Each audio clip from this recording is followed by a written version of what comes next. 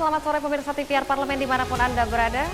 Tentunya berjumpa lagi bersama saya, Rene Reski, dalam program TVR 17.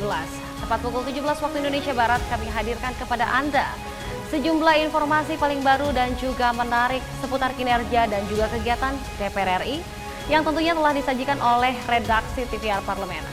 Baiklah pemirsa, inilah TVR 17 selengkapnya.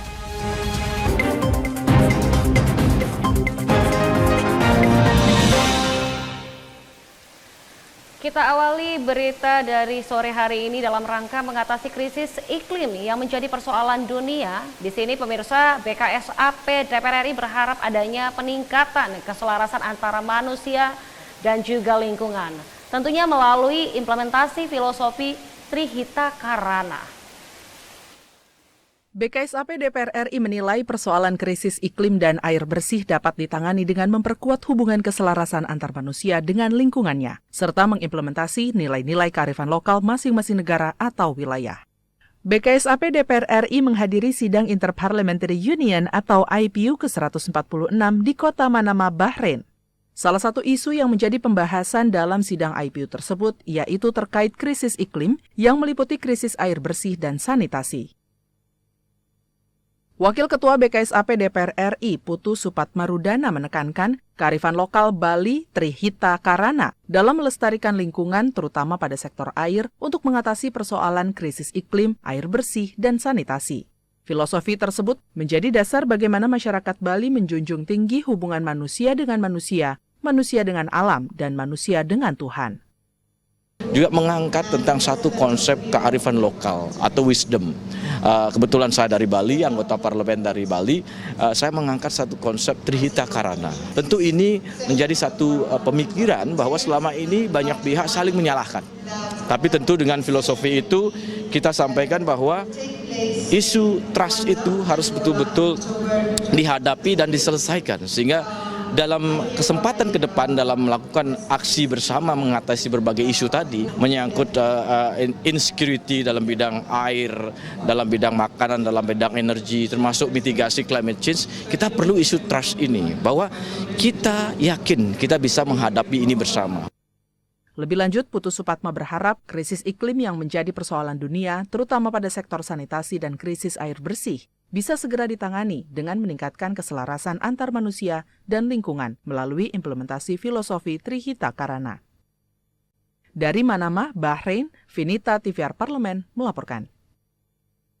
Baik pemirsa, kita beralih ke berita selanjutnya. Di sini pimpinan DPR RI berharap semangat merangkul kesetaraan dan juga inklusi yang tentunya terus digelontarkan saat ini dapat menjawab tantangan indeks kesetaraan gender yang masih rendah. Wakil Ketua DPR RI bidang Korkesra Abdul Muhaimin Iskandar menilai International Women's Day atau Hari Perempuan Internasional sebagai wujud penghargaan dan apresiasi terhadap perempuan di seluruh dunia. Menurut Gus Muhaimin, Hari Perempuan Internasional diperingati sebagai bagian dari perjuangan mencapai perdamaian dan kesetaraan bagi kaum wanita di seluruh dunia tak terkecuali di Indonesia. Ia menyatakan, semangat kesetaraan harus terus digelorakan bersama lebih dari 3.000-an orang peserta lari maraton dan masyarakat Indonesia secara umum. Ia berharap semangat merangkul kesetaraan dan inklusi semakin cerah di Indonesia di tengah tantangan indeks kesetaraan gender yang masih rendah. Untuk pemberdayaan, penguatan, dan perlindungan perempuan, salah satunya adalah kesehatan dan reproduksi perempuan. Dalam Women's Day kali ini kita harus terus melihat fakta bahwa perempuan Indonesia masih banyak yang membutuhkan perhatian di bidang kesehatan, di bidang reproduksi, di bidang perlindungan untuk tetap berusaha mandiri dan kokoh, sehat, bahagia. Vina, salah satu peserta lari maraton dalam acara Women's Day berharap agar kesetaraan dan perlindungan di berbagai aspek kegiatan semakin meningkat, sehingga keamanan dan kenyamanan dapat dirasakan oleh setiap insan perempuan. Semoga Women's Day tahun depan masih ada tentunya lebih banyak lagi acara, apalagi untuk khususnya para wanita-wanita di luar sana bisa mengikuti olahraga dengan aman dan nyaman di luar sini. Semoga wanita-wanita di luar sana itu bisa merasa aman. Kita berolahraga walaupun cuma sendirian berolahraga di luar sana, karena ketahui kalau orang-orang juga mendukung kita untuk terus berolahraga dan lainnya. Nurbani, TVR Parlemen, melaporkan. Baik pemirsa, dalam rangka menindaklanjuti aspirasi dan tentunya aduan dari masyarakat kepada anggota Dewan. Di sini Sekjen DPR RI berharap adanya penguatan serta koordinasi antara Sekretariat Jenderal dengan alat kelengkapan Dewan. Optimalisasi pengelolaan pengaduan pelayanan publik demi mewujudkan pelayanan publik prima terus dilakukan oleh berbagai instansi pemerintah, termasuk di lingkungan Sekretariat Jenderal DPR RI. Hal ini diwujudkan dengan terbitnya Peraturan Sekjen Nomor 22 Tahun 2022 tentang pengelolaan aspirasi dan pengaduan masyarakat kepada DPR RI. Dengan terbitnya Persekjen Nomor 22 Tahun 2022 ini, Kepala Biro Hukum dan Pengaduan Masyarakat Arini Wijayanti mendorong penguatan dan koordinasi antara Sekretariat Jenderal dengan alat kelengkapan Dewan dalam rangka menindaklanjuti aspirasi dan aduan dari masyarakat kepada anggota Dewan. Kita bisa berkolaborasi secara tegas agar kita bisa saling tukar informasi dengan teman-teman Sekretariat AKD. Jadi mereka Sekretariat AKD itu menyampaikan apa yang sudah dilakukan oleh Bapak Ibu anggota. Karena selama ini sudah dilakukan kan, kontinu gitu, ada RDPU menindaklanjuti pengaduan masyarakat tapi belum terinformasi dan belum terdata. Sementara itu, Deputi Bidang Administrasi Sekjen DPR RI, Sumariandono, menyatakan ke depannya Persekjen Nomor 22 Tahun 2022 juga harus disosialisasikan kepada masyarakat, agar nantinya dapat memudahkan masyarakat yang hendak menyampaikan aduan maupun aspirasinya kepada anggota Dewan.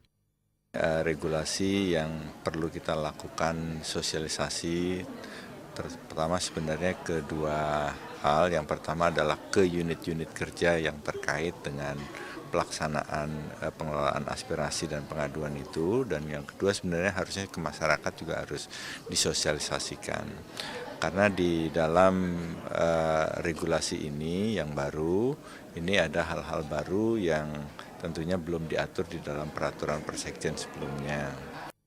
Dadi Ramadan, TVR Parlemen melaporkan.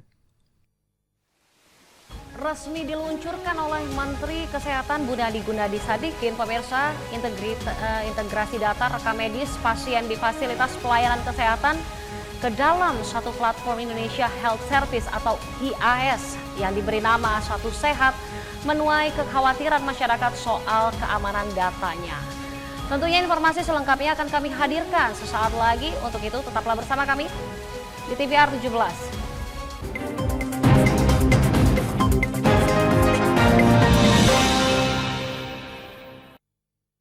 Utang-utang dulu saya.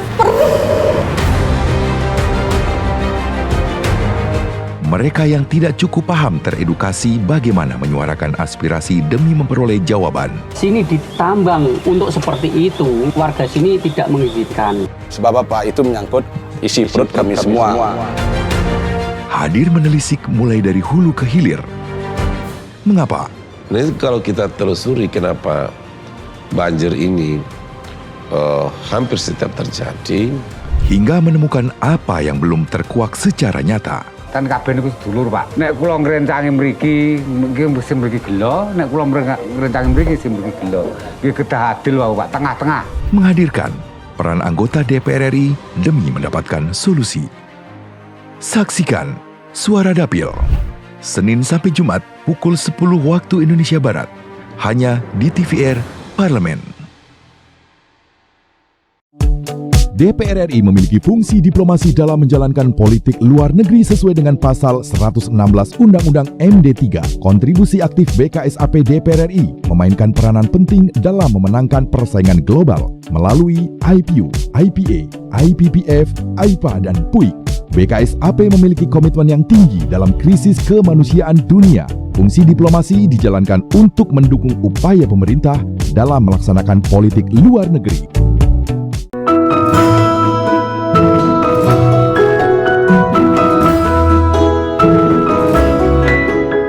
Perempuan Parlemen mengungkap sisi kehidupan pribadi anggota DPR RI dan partisipasi perempuan dalam politik dan publik, keseharian dalam keluarga, dan usaha mewujudkan aspirasi masyarakat di setiap sidang sebagai wakil rakyat.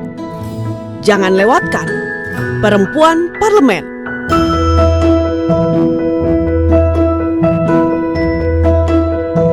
hanya di TVR Parlemen.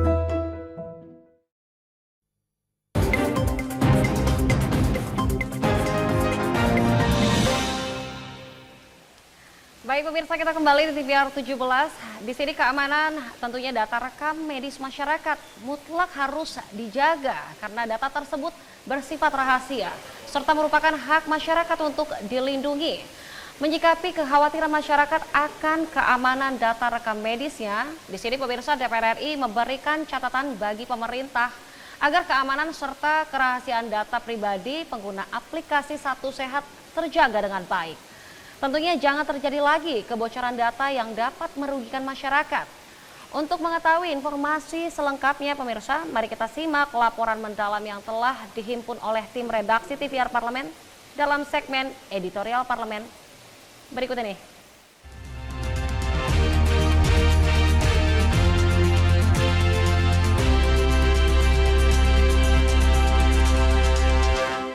Resmi diluncurkan oleh Menteri Kesehatan Budi Gunadi Sadikin, integrasi data rekam medis pasien di fasilitas pelayanan kesehatan ke dalam satu platform Indonesia Health Service atau IHS yang diberi nama Satu Sehat menuai kekhawatiran masyarakat soal keamanan datanya. Sama halnya dengan Peduli Lindungi yang terintegrasi dengan laboratorium untuk pemeriksaan COVID-19 saat pandemi melanda. Nantinya seluruh data masyarakat Indonesia bisa diakses tanpa harus membawa berkas fisik dan mempersingkat waktu pelayanan karena tidak perlu memasukkan data setiap pasien datang berobat. Cukup mengisi data di satu aplikasi atau sistem dan secara otomatis terhubung dengan aplikasi kesehatan lainnya.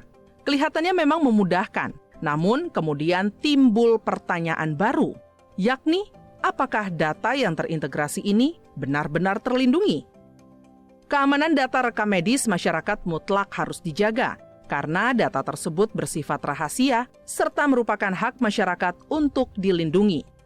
Menyikapi kekhawatiran masyarakat akan keamanan data rekam medisnya, DPR RI bersuara untuk memberikan catatan bagi pemerintah agar keamanan serta kerahasiaan data pribadi pengguna aplikasi Satu Sehat terjaga dengan baik.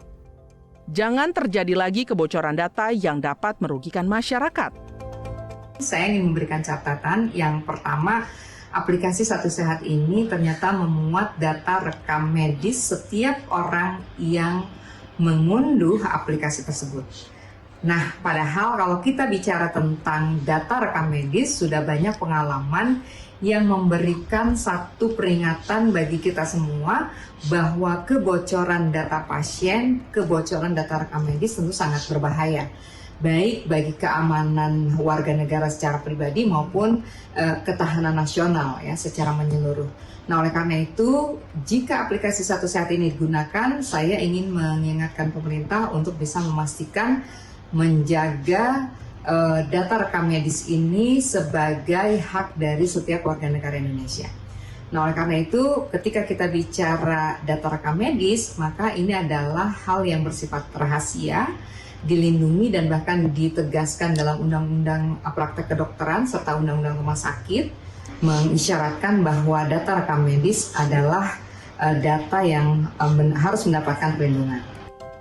Hadirnya transformasi aplikasi Peduli Lindungi menjadi Satu Sehat harusnya memudahkan masyarakat untuk mendapatkan layanan kesehatan yang optimal, bukan malah memunculkan kekhawatiran terhadap keamanan data pribadi masyarakat. Integrasi data rekam medis dalam aplikasi Satu Sehat harus dibarengi dengan penguatan sistem keamanan data karena aplikasi Satu Sehat terkoneksi dengan semua data rumah sakit, termasuk laboratorium, serta menyimpan data rekam medik pasien yang bersifat rahasia dan rentan untuk disalahgunakan. Di seluruh dunia, data keamanan yang berbasiskan digital itu adalah berpotensi untuk diambil orang, termasuk di negara maju, termasuk di Amerika dan dimanapun. Siapapun yang menggunakan data digital pasti ada potensi dicuri atau diambil dan disalahgunakan. Nah, intinya adalah bagaimana agar keamanan data yang digital itu biar benar-benar nyaman, biar kuat, biar tidak tersebar dan tidak dicuri. Itu yang paling penting justru yang kita kita kritis itu di situnya. Apakah itu perlu ada kolaborasi yang besar dengan BIN, kemudian juga dengan data statistik, kemudian dengan data yang lain agar kekuatan data itu biar menjadi kekuatan yang tidak bisa dicuri, yaitu keamanan secara berlapis-lapis. Itu yang justru kita butuhkan. Paling utama salah satunya yang disampaikan oleh pemerintah adalah medical record, ya rekam medis ya. Dengan adanya rekam medis ini menjadi salah satu kunci untuk menentukan pengobatan di kemudian hari. Sehingga ketika saya berkunjung atau mengalami satu kondisi yang tidak nyaman berkunjung di lain provinsi, dokter dengan mudah, riwayat penyakitnya ini, riwayat yang harus di pengobatan dokter-dokter sebelumnya ini, sehingga terintegrasi. Bukan cerita baru jika data masyarakat Indonesia bocor dan diperjualbelikan di dunia maya. Disahkannya Undang-Undang Perlindungan Data Pribadi atau PDP menjadi kunci dalam melakukan aktivitas di ruang digital. Dengan adanya Undang-Undang PDP, perlindungan yang selama ini belum ada, diharapkan bisa menjadi solusi, sebab di dalamnya mengatur bahwa organisasi yang mengumpulkan data pribadi wajib untuk melindungi data tersebut, termasuk meningkatkan sistem cyber security-nya. DPR RI mendesak Badan Siber serta Menkominfo bisa berkolaborasi memperkuat sistem keamanan aplikasi Satu Sehat untuk membentuk sistem keamanan yang berlapis. Tim Liputan TVR Parlemen melaporkan.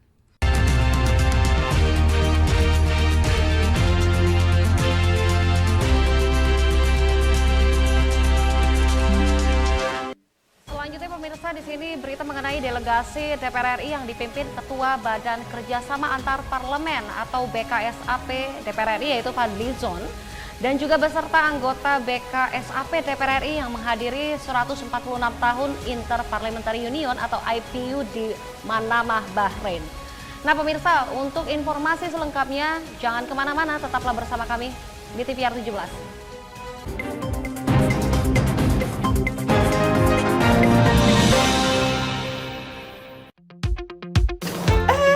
Hayu. Concern saya saat ini adalah urusan sosial kemasyarakatan. Bergerak untuk maju ke DPR RI dalam rangka membangun mata hati dan naluri mereka. Ibu tuh mismatching deh, seru banget deh hari ini ya, semuanya serba coklat ya. Dari kerudung, bajunya, jaket kulit, sampai kepada kacamata. Almarhumah ibunya itu meninggal saat anaknya itu paling kecil itu Kaisar itu umur 3 tahun. Maka saya hanya ingin ngumpulin amal ibadah aja, ngajarin mereka jangan sampai suatu saat nggak ada yang mendoakan almarhum ibunya karena gara-gara saya salah mendidik.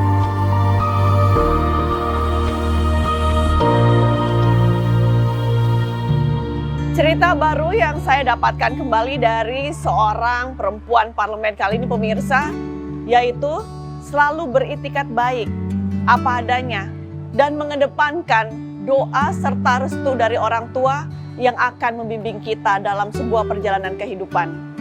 Bersama Ibu Seli Andriani Gantina, hanya di Perempuan Parlemen. Utang-utang dulu saya, Mereka yang tidak cukup paham teredukasi bagaimana menyuarakan aspirasi demi memperoleh jawaban. Sini ditambang untuk seperti itu, warga sini tidak mengizinkan. Sebab apa itu menyangkut isi perut kami semua. Hadir menelisik mulai dari hulu ke hilir. Mengapa? Ini kalau kita telusuri kenapa banjir ini hampir setiap terjadi, hingga menemukan apa yang belum terkuak secara nyata. Kan kabeh niku sedulur, Pak. Nek kula ngrencangi mriki, nggih mesti mriki gelo, nek kula ngrencangi mriki sing mriki gelo. Nggih kedah adil wae, Pak, tengah-tengah. Menghadirkan peran anggota DPR RI demi mendapatkan solusi. Saksikan Suara Dapil, Senin sampai Jumat pukul 10 waktu Indonesia Barat, hanya di TVR Parlemen.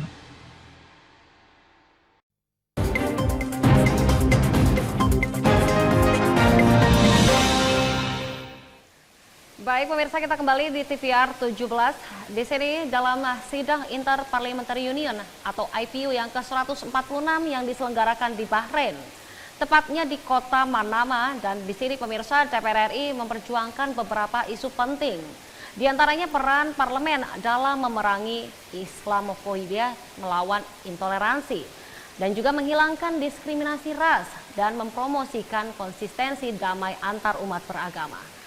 Nah pemirsa, mari kita simak laporan terkini terkait jalannya sidang IPU ke-146 di Bahrain bersama rekan kami, Vinita Prativitanti. Makasih.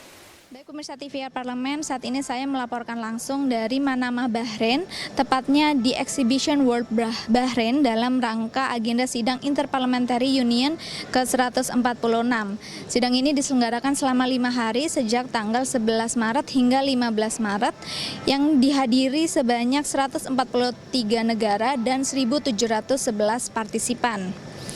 Sidang IPU ke-146 ini dihadiri oleh 9 delegasi DPR RI yang diketuai oleh Bapak Fadlizon sebagai Ketua Badan Kerjasama Antar Parlemen DPR RI dan juga dihadiri Wakil Ketua BKSAP DPR RI Bapak Putu Supatmarudana, Bapak Mardani Alisera, dan Bapak Ahmad Hafiz Thohir. Kemudian juga dihadiri oleh beberapa anggota BKSAP DPR RI lainnya, yaitu Ibu Krisdayanti, Ibu Adriana Dondo Kambe, Ibu Putri Aneta Komarudin, Ibu Himatul Aliyah, dan Ibu Ratih Megasari Singkaru. Adapun tema umum yang dibahas dalam sidang IPU ke-146 ini yaitu Promoting Peaceful Coexistence and Inclusive Societies, Fighting Intolerance. Terdapat beberapa panel diskusi yang diselenggarakan dalam sidang IPU ini, yaitu pertama mengenai peran parlemen dalam penanganan krisis air bersih, ketahanan iklim, dan perdamaian. Dalam diskusi ini hadir Wakil BKSAP DPR RI, yaitu Bapak Putu Supatmarudana sebagai panelis dan menyampaikan pentingnya kearifan lokal dalam kelestarian lingkungan. Salah satunya dengan menerapkan filosofi Bali, yaitu Trihita Karana dalam menjaga keseimbangan dan keberlangsungan lingkungan. Diskusi selanjutnya dalam Forum of Women of Parliamentarians, Ibu Putri Aneta Komarudin yang menyampaikan bahwa maraknya kejahatan cyber di zaman ini yang menyerang perempuan dan anak-anak perlu menjadi perhatian. Untuk itu BKSAP DPR RI mendorong penanganan kejahatan cyber untuk menekankan perspektif gender. Sementara itu, emergency item atau isu penting yang diangkat dan diperjuangkan DPR RI dalam sidang IPU ini adalah peran parlemen dalam memerangi Islamofobia, melawan intoleransi, menghilangkan diskriminasi ras, dan mempromosikan koeksistensi damai antar umat beragama. Hal ini berangkat pasca insiden pembakaran kitab suci Al-Quran di Swedia yang meningkatkan sentimen Islamofobia di seluruh dunia. Untuk itu, BKSAP DPR RI menggalang dukungan ke negara-negara ASEAN, negara-negara Asia Pasifik, dan juga negara-negara organisasi kerjasama Islam untuk memberantas Islamofobia dan terjadinya konflik di beberapa negara. Dalam hal ini, BKSAP DPR RI berharap agar perdamaian dunia dapat dicapai melalui sidang IPU ke-146. Demikian laporan saya dari Bahrain. Vinita melaporkan untuk TVR Parlemen.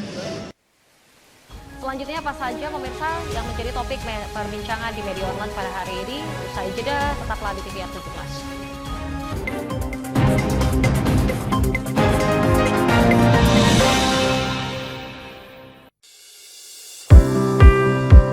Mengenal tugas dan fungsi DPR RI. Dewan Perwakilan Rakyat atau DPR adalah lembaga negara yang mewakili aspirasi rakyat. Kehadiran DPR RI merupakan salah satu bukti bahwa Indonesia merupakan negara demokrasi.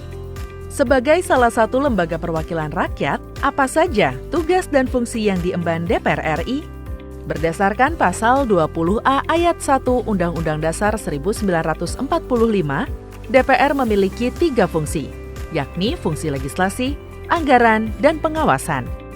Tugas dan wewenang DPR berbeda untuk setiap fungsinya. Yang pertama, fungsi legislasi.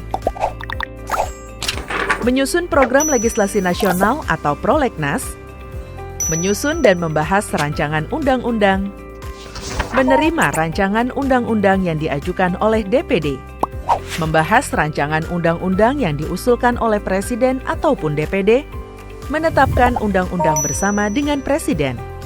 menyetujui atau tidak menyetujui peraturan pemerintah pengganti undang-undang yang diajukan oleh Presiden untuk ditetapkan menjadi undang-undang. Yang kedua, fungsi anggaran. Memberikan persetujuan atas rancangan undang-undang tentang APBN yang diajukan oleh Presiden. Memberikan persetujuan terhadap pemindahtanganan aset negara maupun terhadap perjanjian yang berdampak luas bagi kehidupan rakyat yang terkait dengan beban keuangan negara. Menindaklanjuti hasil pemeriksaan atas pengelolaan dan tanggung jawab keuangan negara yang disampaikan oleh BPK. Memperhatikan pertimbangan DPD atas rancangan undang-undang tentang APBN dan rancangan undang-undang terkait pajak, pendidikan, dan agama. Yang ketiga, fungsi pengawasan. Fungsi pengawasan, DPR bertugas melakukan pengawasan terhadap pelaksanaan undang-undang APBN dan kebijakan pemerintah, serta membahas dan menindaklanjuti hasil pengawasan yang disampaikan oleh DPD. Demikian penjelasan tentang tugas dan fungsi DPR menurut undang-undang. Informasi ini dipersembahkan oleh TV dan Radio Parlemen, Biro Pemberitaan Parlemen, dan Sekretariat Jenderal DPR RI.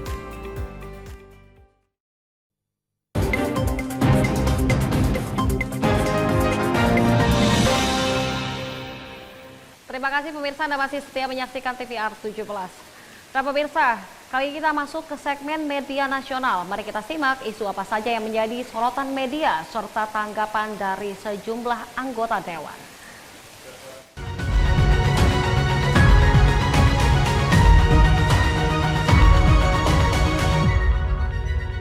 Berita pertama yang tentunya menjadi headline di media online pada hari ini pemirsa yaitu dari Ketua DPR RI yang resmi terpilih jadi Ketua Parlemen MIKTA. Nah pemirsa, di sini Ketua DPR RI yaitu Dr. Honoris Causa Puan Maharani resmi menjadi Ketua Parlemen MIKTA pada Kamis 9 Maret 2023. Di sini Puan menerima tongkat estafet kepemimpinan dari Ketua Parlemen Turki yaitu Mustafa Şentop dalam pertemuan konsultasi Ketua Parlemen MIKTA ke-8 yang diselenggarakan di Istana Spektakuler Istanbul. Dan tentunya di sini keketuaan itu akan dijalani oleh Puan Maharani selama setahun ke depan yaitu hingga Maret 2024 dan dalam pidato serah terima keketuaan itu di sini pemirsa Puan Maharani mendukung tentunya perkuatan di sini juga pendekatan inklusif serta transformasi digital yang terus menjadi prioritas dalam semua lini diplomasi Indonesia. Tentunya sebagaimana diketahui, MIKTA adalah forum konsultasi dan juga kerjasama 5 negara kekuatan menengah, yaitu Meksiko, Indonesia, Korea Selatan, Turki, dan juga Australia. Di sini MIKTA dibentuk pada 2013 dan juga semua anggotanya merupakan anggota G20. Tentunya pemirsa di sini tujuan dari forum ini yaitu untuk menjembatani kepentingan antara kelompok negara maju dan juga negara berkembang. Baik pemirsa, berita selanjutnya yang juga menjadi headline di media online pada hari ini yaitu komitmen DPR RI yang mengoptimalkan kerja untuk rakyat. Di sini pada hari ini 13 Maret 2023, masa reses dalam masa sidang 3 tahun sidang 2022-2023 akan segera berakhir. Dan berganti masa sidang berikutnya yakni masa sidang keempat tahun sidang 2022-2023. Banyak PR yang harus dijalankan DPR RI terkait 3 fungsi utamanya baik fungsi legislasi, pengawasan dan juga fungsi anggaran. Namun pemirsa sebelum memasuki masa sidang baru ada baiknya jika sejenak kita kilas balik mengingat kinerja yang telah dilakukan DPR RI dalam menjalankan 3 fungsi utamanya. Tentunya dalam fungsi legislasi misalnya selama masa sidang ketiga DPR RI bersama pemerintah telah melanjutkan pembahasan 13 RUU yang sebelumnya masih dalam tahap pembicaraan tingkat 1. Di sini salah satunya pemirsa menetapkan RUU tentang kesehatan menjadi RUU usul inisiatif DPR RI. Dan selain itu pemirsa di sini juga DPR RI bersama pemerintah juga terus melakukan pembahasan Perpu Cipta Kerja dan Perpu Pemilu dan pengesahan 12 RUU tentang provinsi dan juga 4 RUU DOB di tanah Papua. Dalam fungsi pengawasan DPR RI tentunya konsisten mengawasi permasalahan honorer dan juga berbagai aduan dari konsumen Mekarta Dan di sini pemirsa, DPR RI di tengah masa reses ini juga melakukan kunjungan lapangan ke depo Pertamina Pelumpang. Dan tak hanya itu, Komisi 8 berhasil mendesak pemerintah menurunkan biaya perjalanan ibadah haji atau BPIH. Baik pemirsa, itu tadi headline di media online pada hari ini terkait Ketua DPR RI yang resmi terpilih jadi Ketua Parlemen Mikta serta komitmen DPR RI yang mengoptimalkan kerja untuk rakyat. Sekian dari saya, Rina Reski.